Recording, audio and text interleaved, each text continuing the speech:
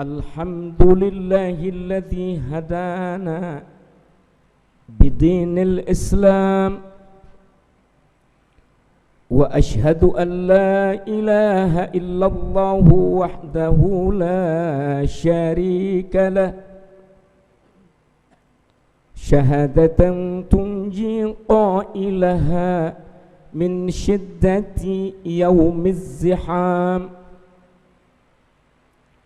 wa ashhadu anna sayyidana wa nabiyyana Muhammadan abduhu wa rasuluh syahadatan tukaffiru dhunuba wal atham. Allahumma salli wa sallim wa barik ala sayyidina Muhammad wa ala alihi wa ashabihil bararatil kiram. Amma ba'd, faya ibadallah, usikum wa iyaya bitaqwallahi wa ta'atihi la'allakum tuflihun. Ma'asyiral muslimin, hamba-hamba Allah yang diberkahi. Pertama-tama saya berwasiat kepada diri saya sendiri, kemudian kepada seluruh kaum muslimin yang hadir di majlis Jumat ini, untuk bersama-sama bertakwa kepada Allah. Mudah-mudahan Allah menggolongkan kita ke dalam golongan orang-orang yang mendapatkan keberuntungan. Ma'asyiral muslimin rahimakumullah, begitu terangsang oleh nikmat-nikmat keduniaan, sebahagian orang menjadi tertutup pandangannya yang semestinya mengajarkan dia untuk mengerti bahwa begitu cepat batas-batas akhir dari kenikmatan dunia itu. Sejauh apa yang dapat kau rasakan dari segala nikmat yang datang ke mulutmu sebagai makanan? Bukankah cita rasanya kemudian lenyap bila makanan itu sudah lewat dari kerongkongan? Yang mana si gurih? Yang mana si manis? Yang mana si pahit dan yang masam? Begitu segera lenyapnya saat ia berbolak-balik di mulut dalam putaran lidah. Itulah usia dari kenikmatan makanan. Begitu orang terlena, ingin tampil dengan pas, enak dilihat, oh tampannya dia, kata si pria. Oh cantiknya dia, kata yang perempuan. Maka berdandanlah dia sejadi-jadinya. Rambut yang hitam pun diproses menjadi warna-warni. Bak permen nano-nano saja layaknya, sebelah merah, sebelah hijau, sebelah kuning. Karena ingin tampil dalam pandangan yang mempesona. Tapi dengan cepatnya ketampanan, kecantikan itu kemudian menjadi pupus. Kegagahan itu kemudian menjadi rapuh. Dan pakaian-pakaian yang dijahit dengan harga yang begitu mahal, dengan segera menjadi usang, tak pantas rasanya dipakai berulang-ulang. Orang awam berkata, pakaian Anda yang bagus itu belakangan menjadi topo dan sampah belaka. Bila hidupmu kau pacu hanya untuk bersaing dalam melepas syahwat, memuja kesenangan beradunya badan antara lelaki dengan perempuan, toh akhirnya penyimpangan di daerah ini melahirkan penyakit-penyakit yang bukan-bukan. Semuanya terbatas. Dan betapa salahnya hidup manusia yang mengayun langkah, memacu hati hanya untuk bertumpu pada pemuasan syahwatnya.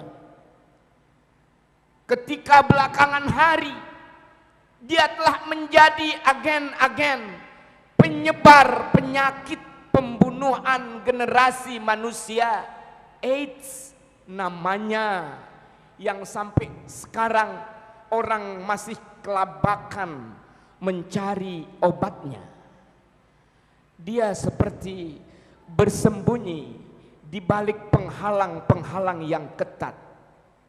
Dokter mencermatinya, tapi hampa dan berakhir dengan kekecewaan.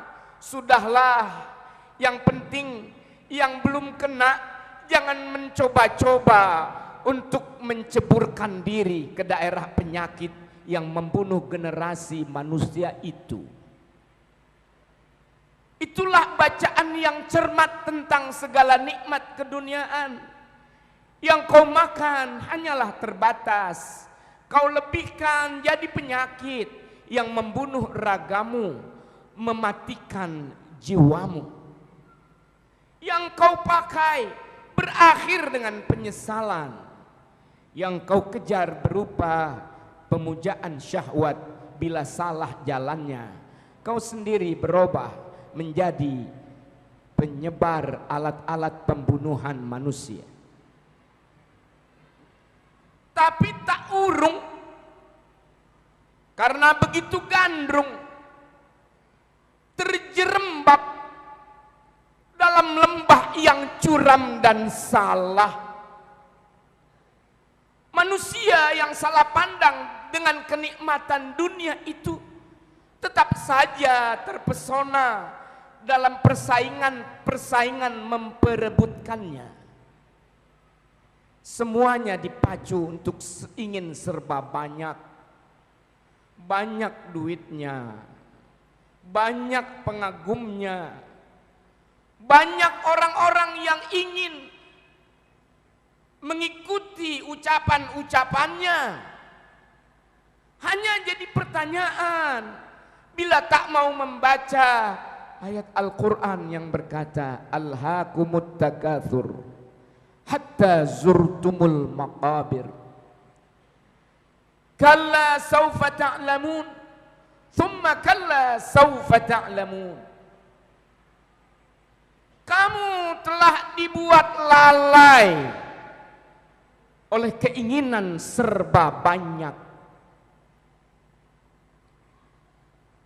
Dan itu berlangsung sampai kamu masuk ke lubang kubur. Padahal sekali-kali jangan begitu. Nanti pasti kamu tahu. Kemudian kamu benar-benar akan tahu. Ma'asyiral muslimin rahimakumullah. Hai yang terpesona dengan keinginan serba banyak, benarkah kamu tahu bahwa yang kau sebut banyak itu benar-benar banyak? Padahal coba kau banding-banding di antara sekian banyaknya gudang-gudang penyimpanan hartamu, berapa bagian saja yang benar-benar masuk ke dalam perutmu. Tanya kepada koruptor-koruptor yang paling banyak mengumpulkan uang berbilang miliar, naik ke triliun. Pernahkah dia menyuap makanan dengan kedua tangannya? Pernahkah dia menghabiskan berkarung-karung beras yang tersimpan di gudangnya? Padahal hendaknya diketahui bahwa yang disebut rizki itu yang sudah masuk ke perut. Bila hanya baru dikunyah-kunyah saja, kemudian tiba-tiba ia muntahkan, bukan rizki namanya. Baik itu terbuat dalam formula ketat dari ahli-ahli masak, yang porsi-porsi masakannya itu dibayar dengan mahal, tapi bila hanya sampai pada batasan mulut, belum rezeki, karena belum masuk ke perut, tidak terproses menjadi penumbuh badan, tak berproses menjadi darah daging, uang udah dimuntahkan. Dalam bahasa syariat, yang disebut rizki yang sudah masuk ke dalam perutmu, yang belum ke perut bukan rizki namanya. Bila itu yang kau lihat dari sudut makanan, Allahumma ya Allah ya Karim, coba takar, coba banding, mana yang lebih banyak menjadi rizki antara orang-orang yang kaya mengejar makanan, tak lama kemudian makanannya menjadi serba ditakar-takar oleh dokter. Jangan makan ini, kau diterjang oleh kolesterol. Jangan makan itu, gula darahmu akan naik. Akhirnya semua yang bakal masuk ke perutnya serba ditimbang-timbang saja. Tempe sekerat, daging sepotong, nasi 2 sendok. Bila tidak, semuanya membunuh dirimu. La haula wala quwwata illa billah. Hei yang banyak duitnya, ternyata rizkimu hanya sejumput saja. Bila begitu keadaan badanmu, maka engkau akan menjerit pada sesuatu yang kau sanjung-sanjung itu, syahwatmu. Bagaimana engkau menunaikannya? Bila sudah letih dalam makan, tak mampu menyalur syahwat, maka segala yang indah-indah dari eksterior, interior rumahmu menjadi kabur, seperti keindahan yang dipandang oleh orang yang bermata rabun. Apakah pada jalur ini orang boleh menjadi lupa, bersaing sampai pada tingkat pembunuhan, bersaing sampai pada tingkat menyewa debt collector untuk menagih-nagih hutang, mati dalam persaingan, dalam kesiaan? Kalla saufa ta'lamun. Nanti kamu tahu. Perhatikan hadis Rasulullah sallallahu alaihi wasallam. Lau anna libni adama wadiyan min dhahabin ahabba an yakuna lahu wadiyani walayyam la'afahu illa turabu, atau kama qala Nabi sallallahu alaihi wasallam. Seandainya anak Adam punya 1 lembah emas, dia tak berhenti di situ. Dia masih akan sangat senang bila dia memiliki 2 lembah emas. Dan tidak akan ada sesuatu yang memenuhi kesenangannya kecuali tanah yang ada di kuburannya. Sampai mati dia akan terlalu bersemangat pada jalur jalan yang salah. Saya sikut yang menyaingi saya. saya tinju yang menghadang saya. Tapi semuanya adalah kehampaan, kesia-siaan, karena betapa banyaknya yang kau kumpulkan. Tetap saja yang benar-benar menjadi milikmu, masuk ke perutmu, itu hanya bagian yang sangat kecil saja. Dikit yang masuk ke perut, kecil syahwatmu. Bila kecil syahwatmu, semua pesona dalam kehidupan ini menjadi hambar. Kau memandang keindahan, sama artinya dengan keburukan. Itulah siksaan yang diterima orang-orang serakah yang menjadi lupa oleh karena keinginan berebut mendapatkan yang serba banyak. Ma'asyiral muslimin rahimakumullah. Tetapi meskipun dia gagal untuk merebut kebanyakan itu, urusannya tidak berhenti sampai di situ. Masih ada episode berikutnya. Dikubur kau ditanya, yang baru datang sebagai penghuni segera saja dihimpit oleh liang kuburnya. Lalu bagaimana menjawab pertanyaan munkar dan nakirnya? Salahmu pada masa lalu yang menyebabkan bagian-bagian dari panas neraka segera terkirim ke kuburanmu. Tetapi bagian-bagian dari ketakwaanmu juga segera terkirim untuk melapangkan, melonggarkan, menyinari kuburmu. Bukankah kita pernah membaca doa, Allahumma ja'al qabrahu rawdatan min riyadil jannah wa la taj'al qabrahu hufratan min hufarin niran. Ya Allah, jadikan kubur si fulan itu sebagai salah satu bagian dari taman surga, dan jangan kau jadikan kuburnya sebagai bagian dari jurang neraka. Itu diangkat dari doa Rasulullah, Nabi yang mengajarkan itu. Baginda Rasulullah Sayyiduna Muhammad yang menuturkan doa itu. Itu adalah kelanjutan dari persoalan yang dirajut dalam kelupaan, disusun dalam kelalaian. Kau cari kesia-siaan dan kau terima akibat panjang dari kemalangan. Udah di dunianya sedikit, berperkara lagi di akhirat. Kalla saufa ta'lamun. Thumma kalla sawfa ta'lamun. Kalla law ta'lamuna ilmal yaqin la tarawunna ainal yaqin.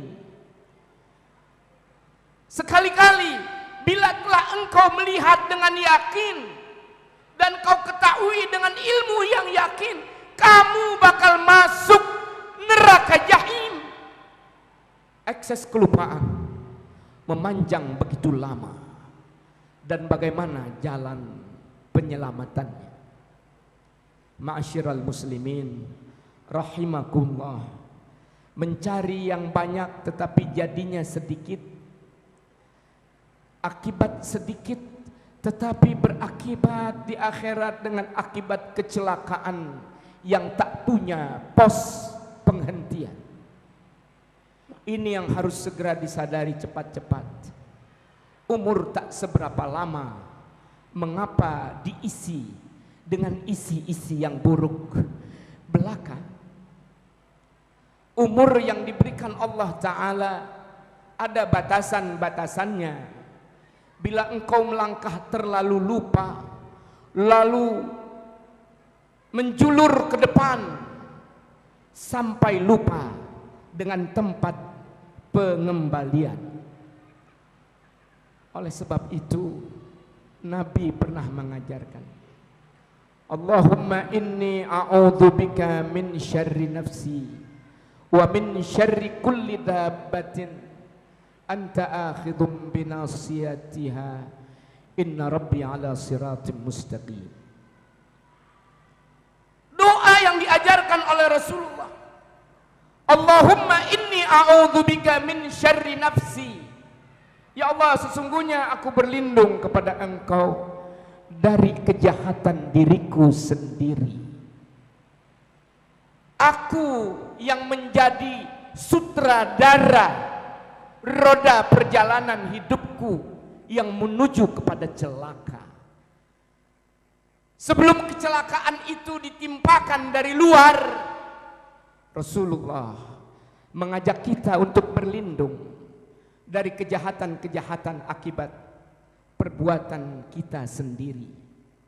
Baru kemudian berlindung dari kejahatan-kejahatan segala apa yang melata di atas bumi ini, yang semua ubun-ubunnya berada pada genggaman Allah.